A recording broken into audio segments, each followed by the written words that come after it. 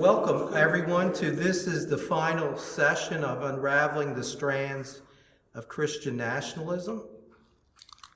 And let's begin with the opening prayer.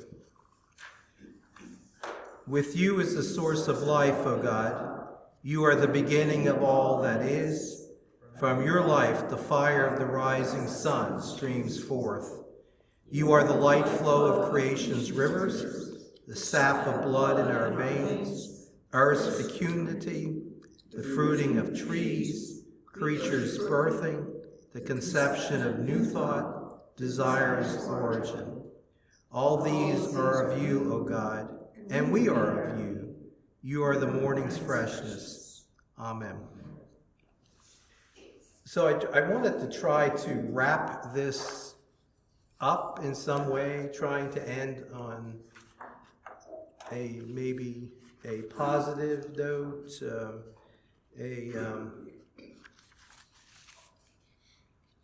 a hopeful note. Thank you for that, Joe. And in doing so, Betty shared with me a opinion piece, How to Replace Christian Nationalism, a number of weeks ago. And so I just lifted some, tried to lift or condense some of the writer's thoughts, and I think this would,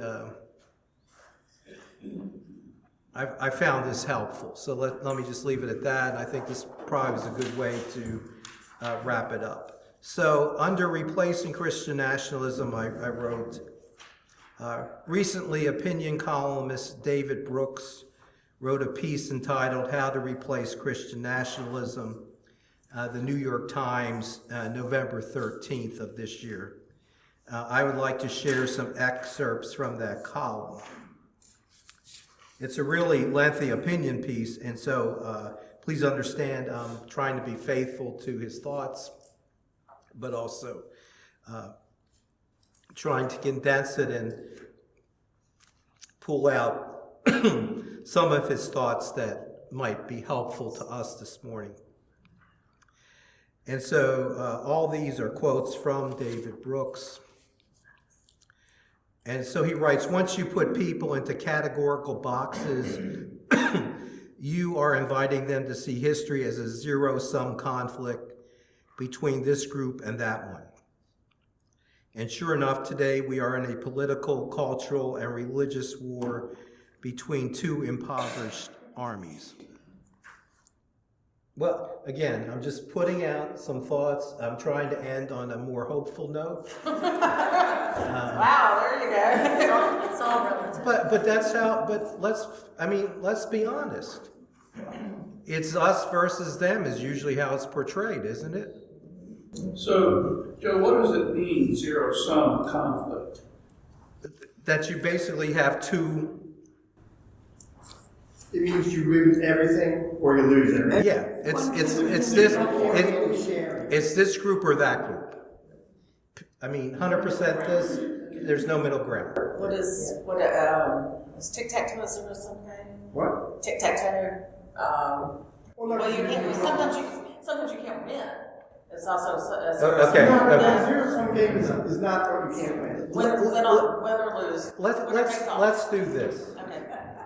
In the interest of time, let me go through this. Sure. And then we'll have time at the end for comments, okay? Again, this is an opinion writer, David Brooks, but I'm trying to find something that's helpful. Okay, on one side are the Christian nationalists who practice a debauched form of their faith. Christian nationalism is particular rather than universal. It is about protecting us against them, the native versus the immigrant. It is about power more than love. It is about threat more than hope. It is rigid and pharisaical rather than personal and merciful. Okay, again, this is an opinion writer, okay? I love the word debauched. Debauched. That sounds like somebody's husband. On the other side are the exhausted remains of secular humanism. That humanism started out trying to liberate people from dogma, but it has produced societies in which people feel alienated, naked, and alone. It has failed to formulate a shared moral order that might help people find meaning and solidarity in their lives. It is so enfeebled that it is being replaced by the religion of the phone, by shallow technological modes of living. Again, the opinion of someone. Led by these wise people like Tomas Halik, a Czech Roman Catholic priest, and Rowan Williams, the former Archbishop of Canterbury, I now see glimmers of a better way to be faithful in the world. And if you're not familiar with Tomas Halik, I just laid out in the next paragraph what he's writing about. Halik has written in his book, The Afternoon of Christianity, a recent book, a person's way of being human is the most authentic expression of their belief or unbelief. A person's life speaks more about their faith than what they think or say about God. And Williams has written in his book, Passions of the Soul, if we are growing in spiritual maturity and discernment, what we desire is always to go on growing and to go on desiring. So if you have not read anything from Tomas Halik, I suggest starting with Touch the Wounds that he writes about.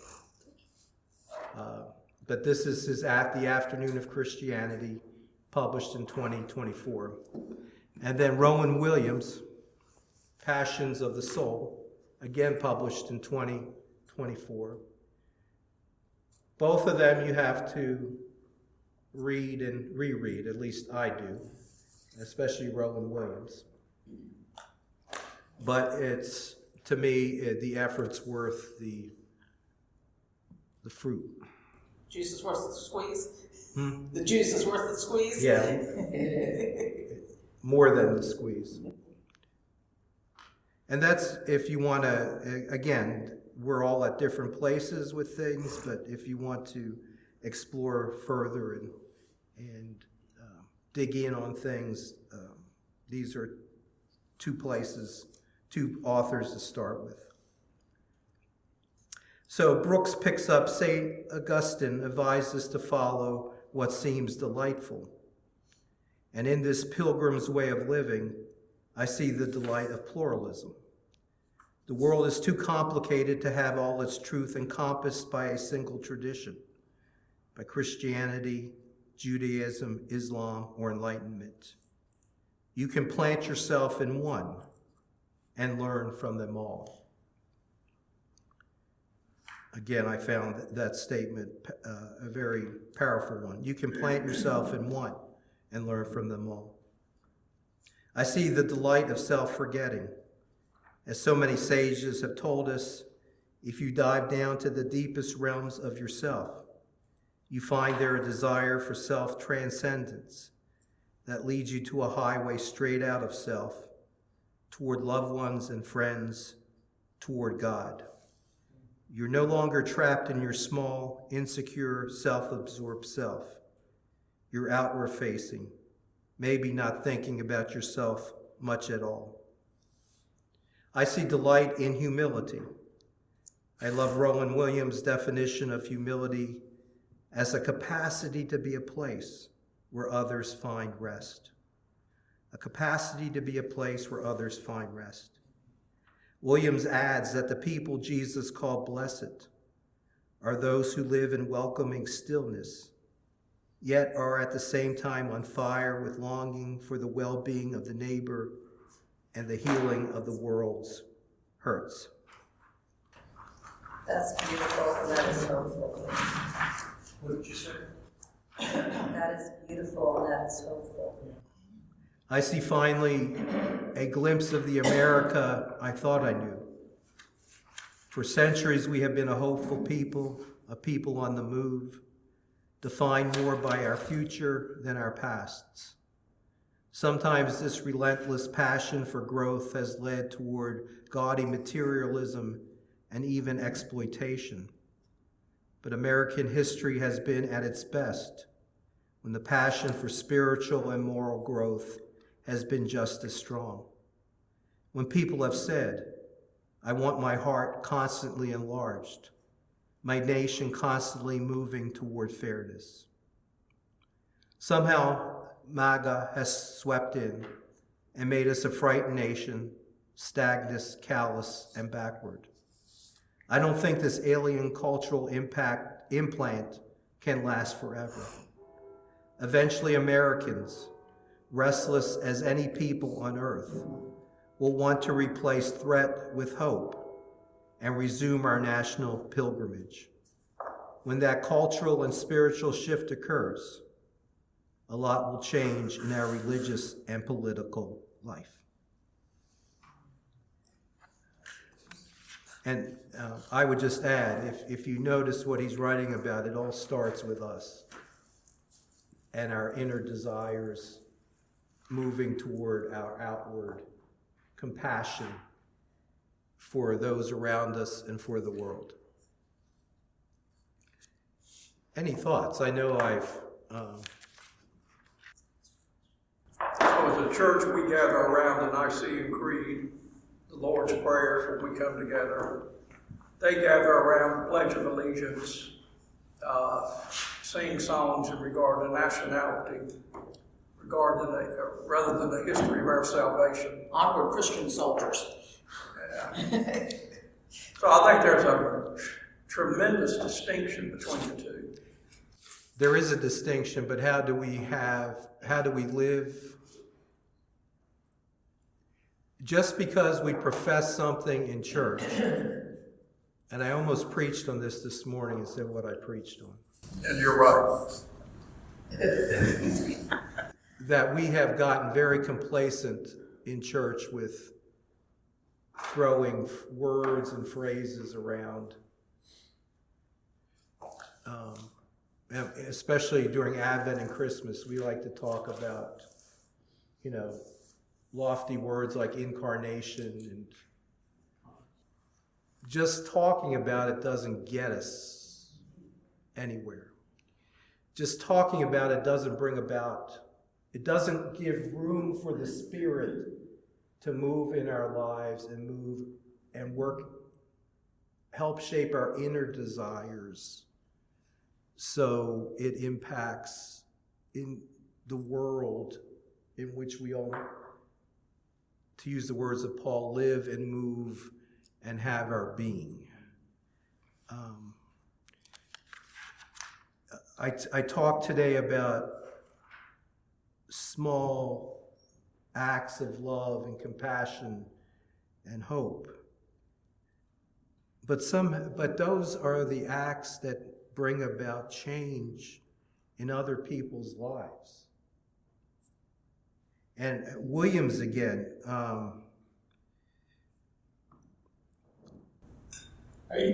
Joe, are you saying that was a bad thing when you said but? No. Saying what?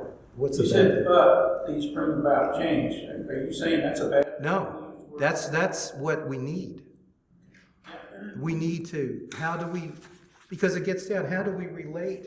If we say everybody's created in the image of God, okay, then how are we relating to those around us that are created in God's image? And I'm looking for that quote from Rowan Williams about humility. Yeah. A capacity to be a place where others find rest. Just think of that. What the impact that would have if we all developed a capacity to be a place where others find rest. And then this year, this church year, we're reading through Matthew. So we're going to come upon the Beatitudes, the blessed this and blessed are they, blessed are they, blessed are they. And Williams again adds that the people Jesus called blessed are those who live in welcoming stillness, yet are at the same time on fire with longing for the well-being of the neighbor and the healing of the world's hurts. And so, yes, I'm going to talk about why I disagree with Christian nationalism. I am going to work in ways behind the scenes that I can to combat Christian nationalism. But at the same time, I want to make sure that I am a place where others are able to find rest. And so the thoughts of David Brooks just resonated with me. In the longer piece of his article, he talks about pilgrimage. He makes references in pilgrimage to these quotes I've pulled out, but he goes into a big, he sees himself on a pilgrimage. Yes, Sandra. One of the things that spoke to me and seems to be an important part of all of this, and where it may give us something that we can actively do, it's when he talks about, as so many sages have told us, if you dive down to the deepest realms of yourself, you find there a desire for self-transcendence that leads you to a highway straight out of self, toward loved ones and friends, towards God. You're no longer trapped in your small, insecure, self-absorbed self. You're outward-facing, maybe not thinking about yourself much at all. And that's a big if. And that's what each and every one of us can do on a constant basis, is to self-reflect. And whatever we see somebody else doing that is, seems like wrong, and the old look at yourself first before you're throwing the stones. So pray for myself that I'm looking inward and trying to be this person that I believe God wants, and then pray for others to be able to hear God speaking to them and maybe try to transform them, because nobody else can change people. It has to come from within, from God, as far as I can tell. And those in the contemplative tradition say that hard inner work leads to great outer work. And very few people want to do that or even think they should or how to, I think.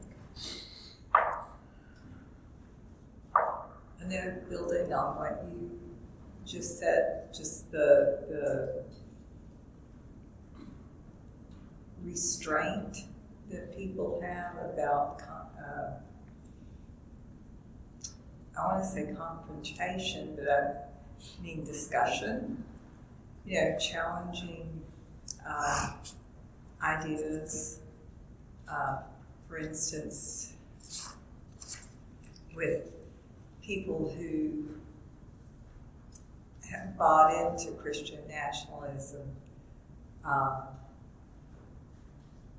so some inroad can be made if you touch on something that's personal to people, where you can have a discussion that yields some results as far as making a connection, so you're not pushing people away constantly. I know, for instance, someone that we know who is definitely in that camp, made a reference to the people who are being picked up by ICE and being appalled by some of that. And that was a point where a discussion could happen, because it's one of those things where, you know, there's an itch there where people are understanding that this is wrong. You know, when children are taken, and you know, when it seems to be arbitrary. So, you know, having a discussion, you make maybe a little inroad into Chip away at it a little bit.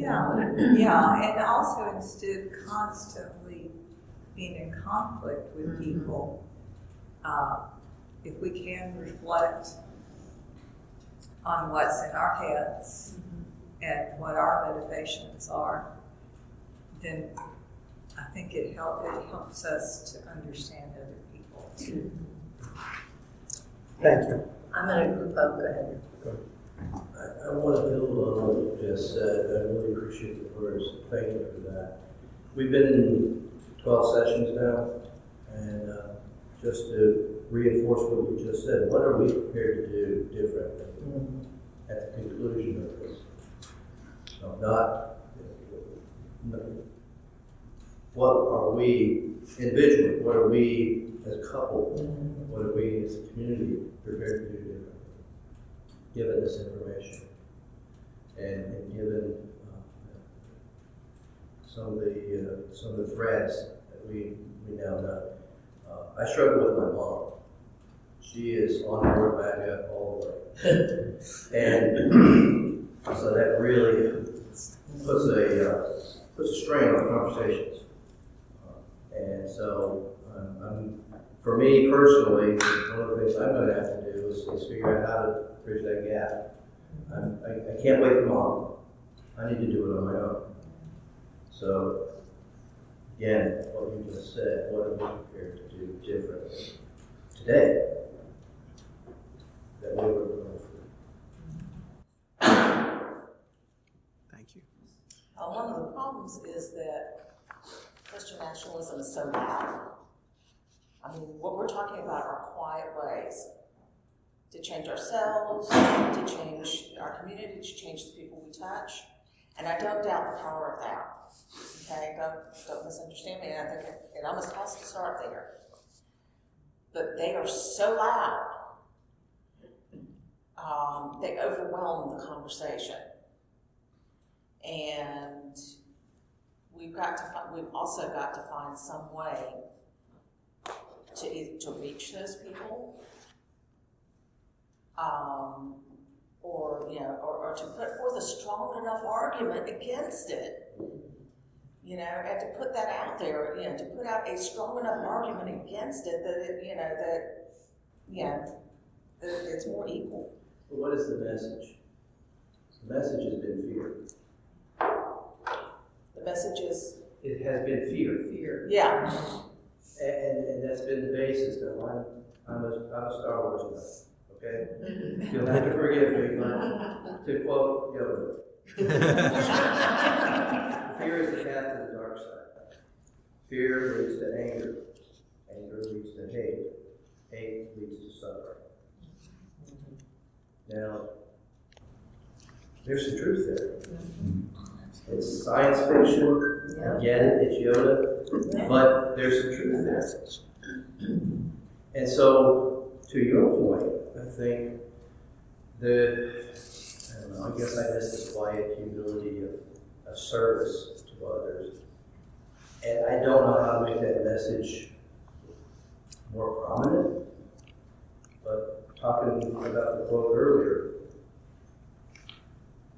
capacity to be in a place where others find rest. And I think the message of fear is going to wear people out. They're going to be tired of being afraid all the time.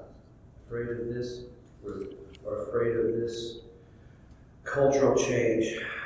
And we need to be prepared to be that place of quiet peace, or a place where people can find rest.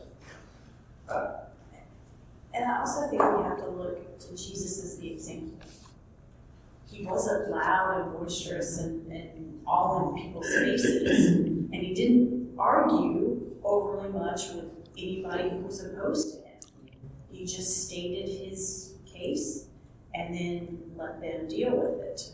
And I think if we just talk about what is driving you to feel this way, what makes you feel this way, what makes you think this way, I think the quiet can win out, even though everything else is so loud and so in our faces, that if we follow the true example, we will win. Because again, what is the fear? What are they afraid of? Death? It doesn't matter. You know where you're going at the end, and how much more wonderful that is. I think a lot of the fear is change. And I mean, it's whatever it is. It could be death, it could be whatever, but it's change. And you feel insecure and maybe unseen. And I think when you said something, we're talking about something being quiet. It's not quiet, the people in Chicago that started blowing whistles. Mm-hmm. It's a really small thing, but it had a big impact.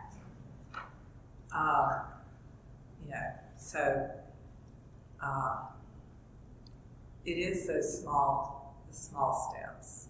And I think we ignore that. We want this like movie ending or whatever, drama. And we've been forced fed on it for a while. I think our kids especially, it's like the phone, the constant dopamine hits that we get. The fear, the zero-sum game. Yeah, no, go ahead. When he says a zero-sum game, the zero-sum game means that anything I get has to come from somebody else has to lose. That's what a zero-sum game is. And so the fear, talks to you about godly materialism, but the fear is other people are getting stuff and they're taking it from me. And whether they are or not, that's the mindset that has come. You're fine, thank you. Let me go to Betty, and then I have to wrap it. Go ahead, Betty. I was just going to respond to some of the things that you were saying. I think that the one thing we could do in a more cognitive way, an awareness way, which is what we think about during Advent, is walk the talk. I mean, we as individual Christians can do a better job of walking the talk than we do outside this church building and outside Sunday morning. Whether it's through communications with friends or family or social media or whatever, I think if we just take this to heart and realize that we're the solution. The solution is for us to just behave like Christians and not criticize everybody else who is maybe professing to be and not really living it. Because there's more of those than there are people who actually walk the talk. Thank you. And I don't know the Charlie Kirk movement is the other part I was just going to throw out.